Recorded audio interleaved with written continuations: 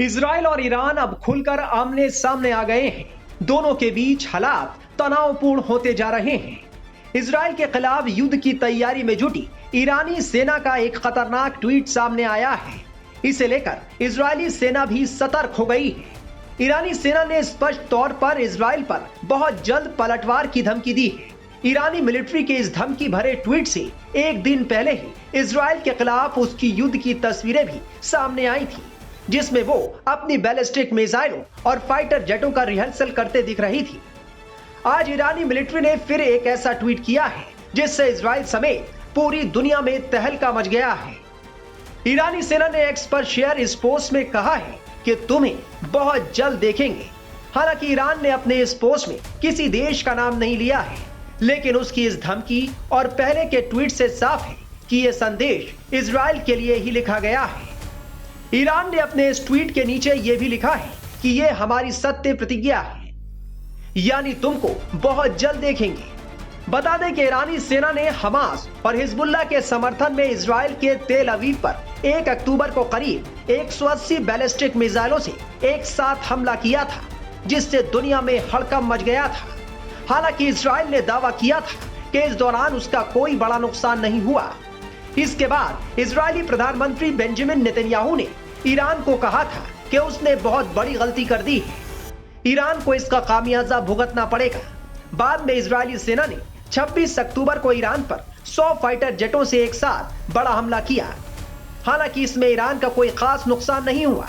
Iran के supreme leader Ayatollah Ali Khamenei ने Israeli हमले को लेकर कहा था कि यह ना तो बहुत बड़ा हमला था और ना ही बहुत छोटा।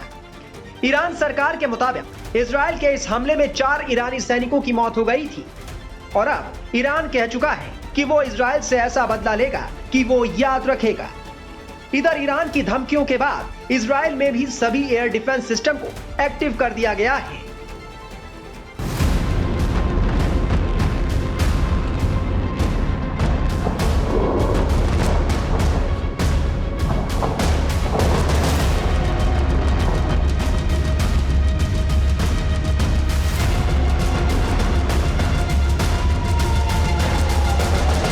नईम कासिम के नए हिजबुल्लाह चीफ बनते ही इजराइल पर हमले तेज होते जा रहे हैं।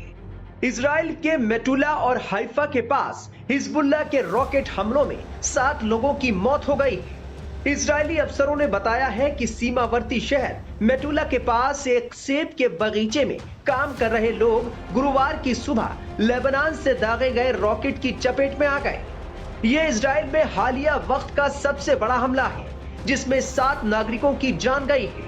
इसके साथ ही उत्तरी इजराइल में लेबनान से हुए हमलों में मारे गए नागरिकों की संख्या 39 हो गई है।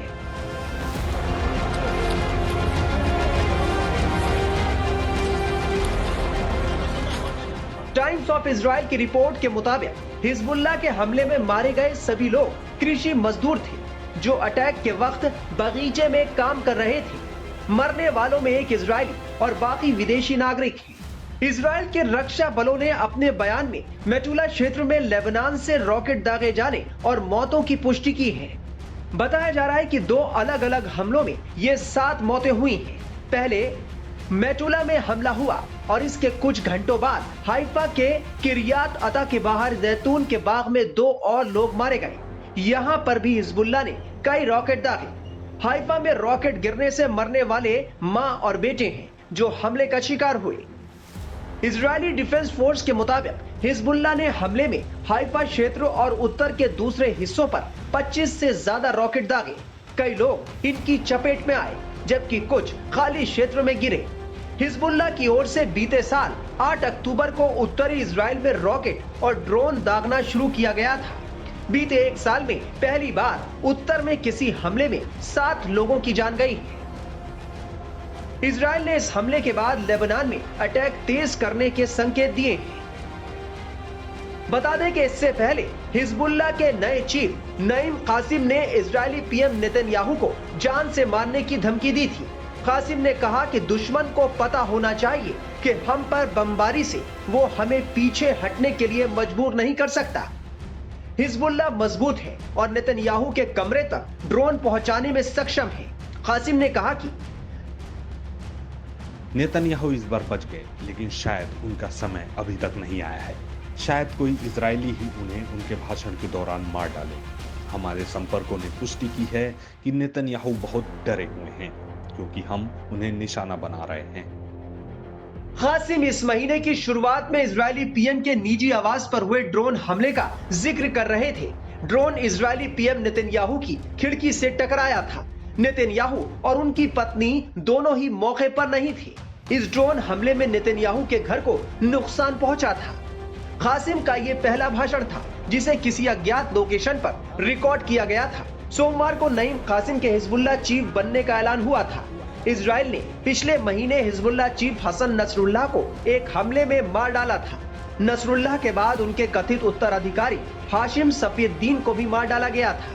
अपनी आक्रामक धमकियों के बावजूद नईम कासिम ने यह भी कहा कि हिजबुल्लाह अपनी शर्तों पर इजराइल के साथ युद्ध विराम पर सहमत होगा। पिछले साल हसन नसरुल्लाह की ओर से इसी तरह की भाषा इजराइल के खिलाफ इस्तेमाल की गई थी। नसरुल्लाह ने भी युद्ध विराम की बात कही थी, लेकिन अपनी शर्तों के आधार पर। इजराइल की ओर से शर्तों को हिजबुल्लाह ने अस्वीकार्य बताया था। हालांकि कासिम ने लेबनान के युद्ध विराम को गाजा की जंग खत्म होने से नहीं जोड़ा। हमास की पूरी लीडरशिप खत्म करने के बाद इजराइल अब हिजबुल्लाह का खात्मा कर रहा है। हसन नसरुल्लाह की मौत के 32 दिन बाद हिजबुल्लाह ने नए चीफ की घोषणा की। डिप्टी लीडर नईम कासिम को संगठन की जिम्मेदारी सौंपी गई। ताजपोशी के बाद ही नईम कासिम ने नेतन्याहू को ललकारते हुए कहा कि हमने नेतन्याहू के घर पर हमला किया था। इस हमले में वो बच गए, लेकिन ज्यादा दिन नहीं बचेंगे। उधर इजराइल ने नईम कासिम को भी मारने की धमकी दे डाली है।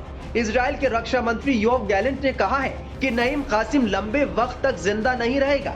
यानी गाजा हो या लेबनान, इजराइल के दुश्मनों की जैसे ही नई कुर्सी पर ताजपोशी होती है, इजराइल के बम, ड्रोन और मिसाइल उसका काल बन जाती हैं। इजराइल ने हिजबुल्लाह के साथ ही सीधे ईरान को भी धमकी दे डाली है। उधर इजराइल के प्रधानमंत्री बेंजामिन नेतन्याहू कह चुके हैं कि नईम कासिम ज्यादा दिन नहीं बचेगा। अगर कासिम भी अपने पुराने लीडर्स के रास्ते पर चला तो वो हिजबुल्लाह के इतिहास में सबसे कम दिन चीफ रहने वाला शख्स होगा। बहरहाल अब इजराइल का अगला टारगेट नईम कासिम को माना जा रहा है, जबकि कासिम ने धमकी दी है कि नेतन्याहू पिछले हमले में तो बच गए, लेकिन अब वो नहीं बचेंगे। कासिम लंबे समय तक नसरुल्लाह के डिप्टी के तौर पर रहा था। कासिम लंबे समय से हिजबुल्लाह का प्रवक्ता भी रहा है। लेबनान में जब भी हिजबुल्लाह के ठिकानों पर इजराइल ने बमबारी की तो उसके बाद नईम ने ही हिजबुल्लाह की तरफ से मीडिया को ब्रीफ किया। वो समय समय पर संगठन के अंदर अलग अलग भूमिकाएं निभाता रहा है। नईम कासिम ने अच्छी खासी शिक्षा भी हासिल की है। वो रसायन में BSc है। इसके अलावा फ्रेंच, अंग्रेजी समेत कई भाषाओं का जानकार भी बताया जाता है।